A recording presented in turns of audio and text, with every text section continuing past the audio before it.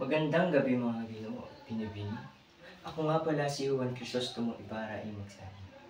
Sa samahan ng ating bayan at sa inyo, Padre Damaso, kinagagala ko po kayong makilala.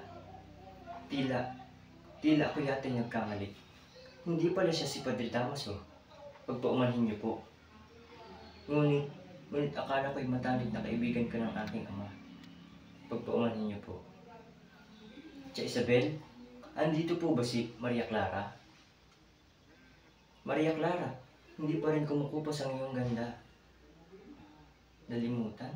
Anong sinasabi mong nalimutan? Kahit kalimutan ay hindi ko kayang gawin sa'yo. Kasi ikaw ang mahal ko. Ikaw ang aking puso. Ikaw ang nagpapatibok ng aking damdamin. Alam mo, mahal ko, ako ang isa sa pinakamapalad na tao. Mapalad dahil ipinagpasya ng ating magulang na ikasal ako sa napakagandang babae ngayon ay nasa harapan ko.